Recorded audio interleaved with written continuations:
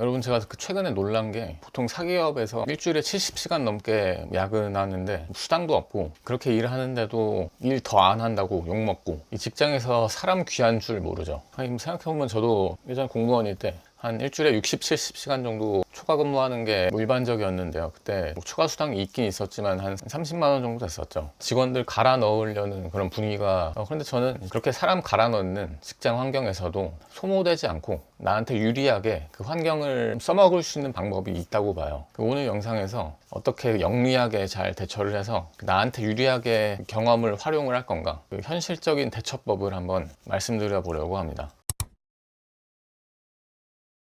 우리나라 노동 환경이 해도 너무하죠. 최근에 본 글에서는 주말에도 아침 8시부터 새벽 1시까지 일을 했는데 초과 시간을 입력 못하게 막아놨다더라. 어떤 분이 6시에 칼퇴근하려고 하니까 회사에서 네가 아직도 할 일이 없구나 그러면서 너한테 무슨 일을 더 줘야지 정신 차리고 야근할래 이런.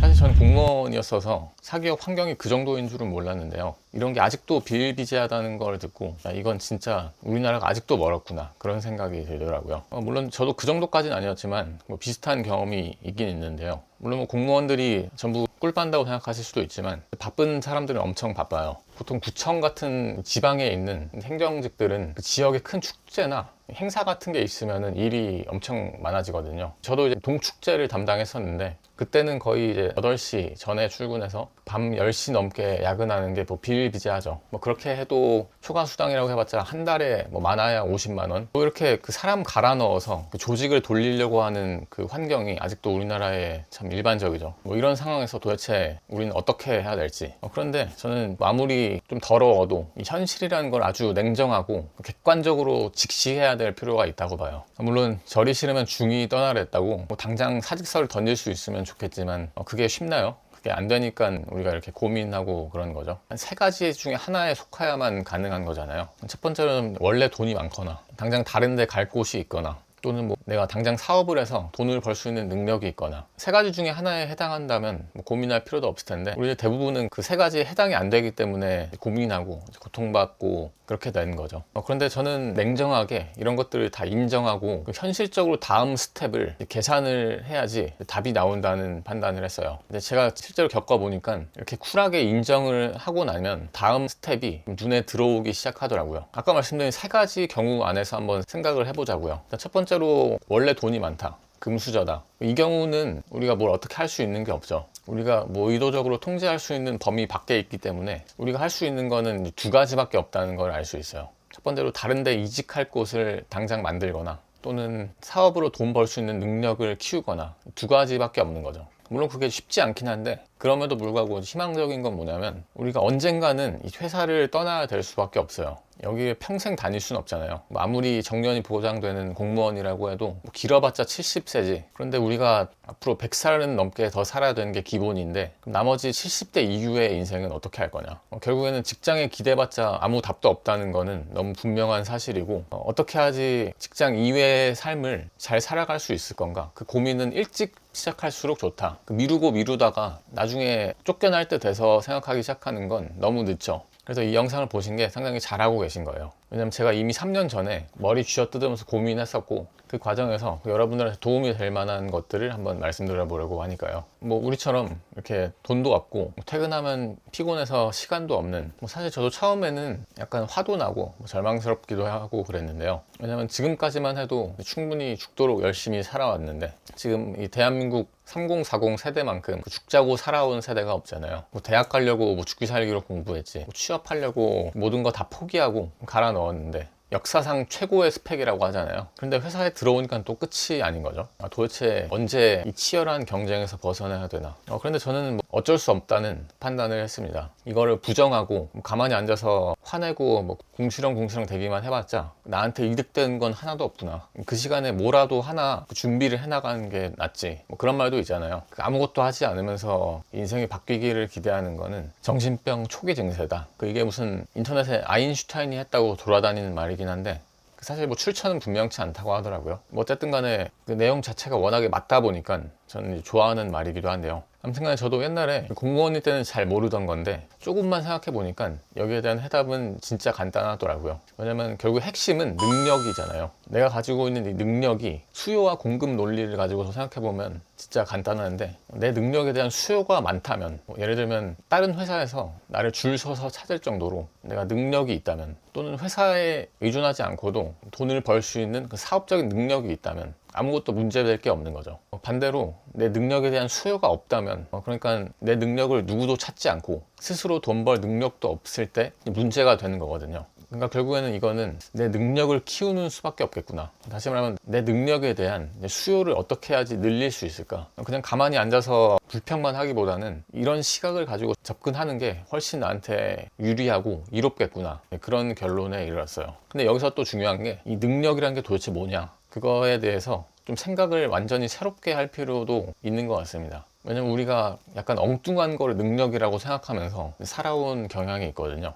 그 소위 스펙이라는 단어에서 그게 잘 드러나는데요. 예를 들면 대학교 학위라던가, 또는 별 관련도 없는 자격증, 무슨 토익 점수, 이런 것들. 저도 영어 한마디도 못하는데요, 토익 점수는 975점이 있어요. 이런 것들이 사실 실제 능력이랑은 아무 관련도 없는 건데, 우리나라 교육이 이상하게 됐다 보니까 그런 엉뚱한 것들을 갖다가 능력이라고 생각하는 경향이 있단 말이죠. 근데 그런 게 실전에서는 전혀 통하지 않는다. 직장생활 1년만 해보면 모르는 사람은 없죠. 우리가 그 학생 때나 속지 실제 사회에서 산전수전 다 겪어보고 나서 또 속으면 안 되잖아요. 그래서 이거를 진짜 염두에 두고 우리가 지금부터 관심을 가져야 되는 그 능력이라는 거는 실전, 현실에서 돈 벌 수 있는 능력이라는 거를 그 전제로 깔고서 살아가는 게 참 중요한 것 같습니다. 제 생각에 여기서 말하는 능력이라는 건 뭐냐면, 그 나를 데려가려는 회사가 많아서 즉시 이직이 가능할 정도거나, 또는 내 사업을 만들어서 직접 돈을 벌 수 있는 그 능력, 이런 걸 말하는 거죠. 그러니까 우리가 해야 될 건 지금부터라도 그런 능력을 어떻게 키울 건가, 그 고민을 해야 된다고 봐요. 그래서 이제 지금부터가 제가 본격적으로 드리고 싶은 말씀인데요, 그 실전 능력이라는 거를 도대체 어떻게 해야지 키울 수 있느냐. 근데 제가 퇴사를 고민하던 시절에 결국에 알게 된 건, 진짜 생각의 전환을 해서 생각 한 끗만 바꿔보면 답이 나오는구나. 어디 딴 데 가서 그 능력을 키울 생각하지 말고 지금 있는 이곳에서 키우는 게 가장 좋겠다. 다시 말하면 지금 있는 여기가 가장 좋은 능력 개발소겠구나. 아니 무슨 지금 회사 때문에 죽겠는데 여기서 무슨 훈련이냐 라고 생각하실 수도 있는데요, 물론 저도 옛날에 직장인일 때는 그런 줄 알았는데요, 이렇게 퇴사하고 나서 한 3년을 진흙탕에서 굴다 보니까 이 직장이라는 게 그냥 월급만 주는 공간이 아니었구나. 그때 배운 것들이 진짜 평생에 걸쳐서 활용할 수 있는 그 엄청난 가치였다는 거를 알게 됐어요. 관련된 제 경험을 한번 말씀드려 볼게요. 제가 공무원일 때 상당히 까다로웠던 일 중에 하나가 뭐냐면, 그 주민센터에서 동네 어르신들을 응대하는 일이었어요. 보통 주민센터에 가면 주민자치회라던가 통장협의회, 이런 단체들이 많이 있거든요. 제가 이제 쉽게 말하면 그런 단체에서 동네 잔치를 하거나 어떤 동네에서 큰 행사 같은 게 있을 때 그분들을 보조하는 일을 했었어요. 저도 몰랐는데 그런 게 시골에만 있는 줄 알았는데 서울에도 많이 있더라고요. 근데 구성원들을 보면 대부분 노년층이에요. 평균 연령이 한 60대 정도 되고, 많은 분들은 80대 이렇게 넘어가는 분도 있고, 가장 젊어봤자 한 50대 초중반인 그런 단체로 구성이 되어 있죠. 근데 이분들이 뭐 연령도 연령인데 소위 지역에서 잘 나간다고 하는 유지 있잖아요. 돈도 많고 소위 그 지역에서 세력이 있어서 약간 권력자라고도 할 수 있어요. 그래서 동장님이나 구청장도 함부로 못 대하는 사람들이거든요. 근데 제가 그런 분들을 이제 보조하는 일을 했던 거죠. 동네 잔치 있으면 막걸리도 같이 따라주기도 하고, 같이 마시기도 하고, 막걸리 떨어지면 가서 사서 보충도 해야 되고, 그런 거예요. 근데 이런 게 진짜 쉽지 않은 일이라서 보통은 저처럼 저연차에 젊은 직원들 잘 안 시키는 건데, 저는 어쩌다 보니까 좀 마땅한 사람이 없어서 뭐 하게 됐는데요. 뭐 당연히 처음에는 잘 할 수가 없죠. 제가 뭐 30대 초반밖에 안 됐을 때니까 내 송이가 어떻게 그런 어른들을 잘 대할 수 있겠어요.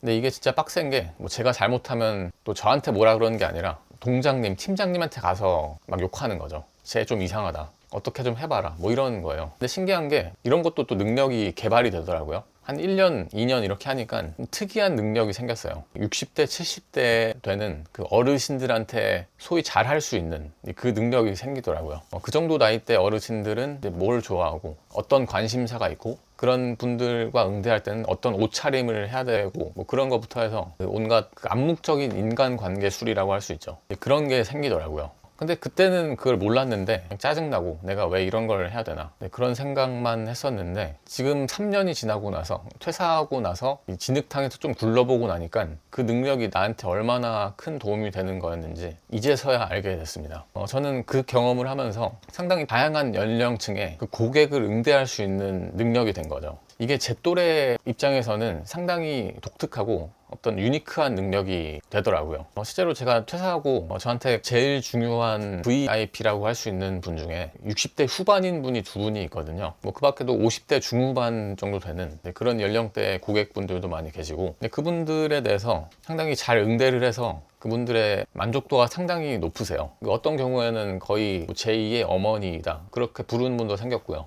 그래서 결국에 저로서는 퇴사하고 나서 상당히 특별한 성과를 낼 수 있는 그 기반이 됐던 건데요. 그런데 만약에 제가 공무원일 때 그 동네 잔치를 보조하는 일을 하면서 60대, 70대 되는 동네 어르신들과 함께 여러 가지 경험을 해봤던 그런 경험이 없었다면 그 30대 초반밖에 안 되는 애송이인 제가 그런 능력을 갖췄을 리가 없죠. 그러니까 이런 것처럼 지금 회사에서 하고 있는 그 일이 힘들고 짜증날 수 있어도 사실은 내 능력을 훈련시키는 가장 좋은 훈련소일 수도 있다. 뭐 저만 그런 것도 아니고 제가 퇴사하고 나서 여러 소위 퇴사 친구들이 몇 명이 있는데 그분들도 다 똑같아요. 제가 아는 분 중에 그 박재현 대표님이라고 대기업 퇴사하고 나서 자기 일을 하고 있는 그분께서는 그 회사에서 하던 일을 그대로 자기 상품을 만들어서 사업을 잘 해나가시더라고요. 지금 퇴사하고 1년도 안 됐는데 벌써 월급보다 많이 벌고 계세요. 상당히 인상 깊게 읽은 책 중에 세이노의 가르침이라고 그 100만 부 넘게 팔렸다고 하는데 거기서도 보면 세계적인 수준의 부자들이 어떻게 일을 대하는가 그런 얘기가 많아요.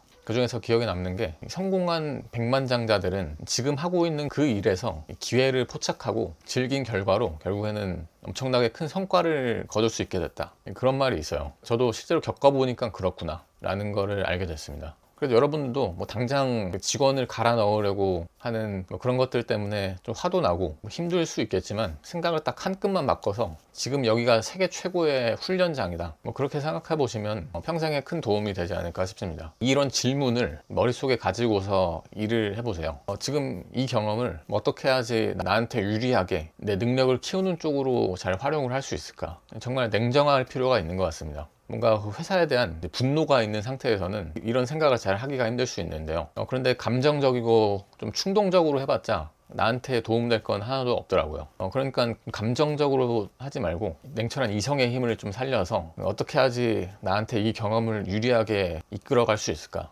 이렇게 하는 게 훨씬 더 우월 전략이지 않나 싶습니다. 대단한 걸 할 필요도 없고요. 이 질문 하나만 머리에 심어둔 거죠. 인간 뇌라는 게 생각보다 놀라운 능력이 있대요. 일단 질문이라는 게 하나 딱 세팅이 되면 그 답을 찾기 위해서 총력을 기울이기 시작한다는 거죠. 내가 의식하든 의식하지 않든 뇌라는 거는 우리가 자고 있을 때도 일을 하고 우리가 아무 의식이 없을 때도 스스로 일을 한다고 하는 거죠. 뇌과학자들이 우리 뇌에 망상 활성화계라는 거를 발견했대요. 그러니까 뇌 일부 중에 약간 그 망상이라는 게 그물을 뜻한다고 하는데요. 약간 그물처럼 생긴 부위가 있대요. 근데 그 부위가 하는 역할이 뭐냐면 우리가 질문을 가지고 관심을 기울이는 것만 집중하는, 마치 그물로 필요한 것만 이제 거르는 것처럼 우리가 물에 뭔가 빠지면 그물을 활용해서 필요한 걸 거르잖아요. 그 망상 활성화계가 그 역할을 한다고 해요. 그래서 우리가 질문만 딱 제대로 세팅을 하면 이 망상 활성화계가 작동을 해서 나한테 필요한 답을 찾아내게 된다. 저도 그 아무것도 아닌 그 질문 하나 가지고서 일을 했던 게 제 인생의 가장 큰 자산으로 연결이 됐던 게 아닌가 생각을 합니다. 물론 또 거기서 끝나면 의미가 없겠죠. 그 다음으로 중요한 건 지금 있는 이곳을 훈련장으로 삼아서 실전 능력을 키우면서 지금 이 회사가 전부가 아니다 라는 거를 기본으로 깔고 이제는 진짜로 그 회사라는 게 더 이상 직원을 책임져 주지 않는다는 게 누구도 부정할 수 없는 진실로 됐잖아요. 계속해서 이직이든 뭐 창업이든 간에 그 다음 스텝을 준비하는 그 기회를 살펴야만 하는 게 그 더 중요한 다음 단계겠죠. 우리 삶이 힘들어지는 게 진짜로 약간 좁은 시야에 갇힐 때인 것 같거든요. 내 인생에는 이거밖에 없어, 나는 이 회사 아니면은 답이 없어, 이렇게 좁은 시야에 갇히면 그 인생이 약간 수렁에 빠지게 되는 게 아닌가 싶습니다. 왜냐면 이 좁은 길 하나에서 벗어나면 나는 그냥 실패한 사람이 돼버린 거잖아요. 근데 인생이라는 게 이렇게 길이 하나만 있는 게 아니라 무한대 가질 수가 있고 나는 그 중에서 선택할 수 있을 뿐인 거죠. 퇴사하기 전에는 뭐 전혀 모르던 건데 이 돈 버는 법도 그렇고 인생을 사는 방법도 진짜 무한 가지로 많더라고요. 뭐 어떤 사람은 다 때려치우고 세계여행 다니면서 사는 사람도 있고, 유튜버 중에 유명하신 분은 커밍손이라는 분이 있는데 그분도 뭐 대기업 퇴사하고 그 유튜버로서 살고 계시면서 그 지금 1년 동안 해외 살기 프로젝트를 하고 계시더라고요. 그분 영상을 함께 보시는 것도 큰 도움이 되지 않을까 싶습니다. 그러니까 이런 것들이 이제 좁은 시야에 갇혀 있다 보면 이제 전혀 눈에 들어오지 않는 건데요. 그런데 진짜 생각 한 끗만 바꿔보면 무한 가지의 인생의 가능성들이 나타나게 돼요. 그래서 여러분들도 열린 생각으로 인생의 다음 스텝을 준비해보는 기회가 됐으면 좋겠습니다. 뭐 저 같은 경우도 차근차근 하나 둘씩 준비하다 보니까 길이 나타나더라고요. 뭐 제가 했을 정도면 여러분들도 전부 다 할 수 있습니다. 제가 고3 때 수능 성적이 8등급, 9등급 밖에 안 돼요. 저도 했을 정도니까 이건 진짜 의지만 있다면 누구나 할 수 있는 거다 라고 생각을 하시면 좋겠습니다. 지금 고정 댓글에서 제가 퇴사를 준비하던 시절에 어떤 고민을 했고 또 어떻게 준비를 했었는지에 대한 그 모든 과정을 전자책이랑 그 뉴스레터로 나누고 있어요. 그러니까 그런 것들도 함께 보시면 여러분들이 인생의 다음 스텝을 준비하시는데 큰 도움이 되지 않을까 싶습니다. 오늘도 긴 영상 봐주셔서 감사드리고요. 도움이 됐다면 채널 구독이랑 좋아요도 부탁드리겠습니다.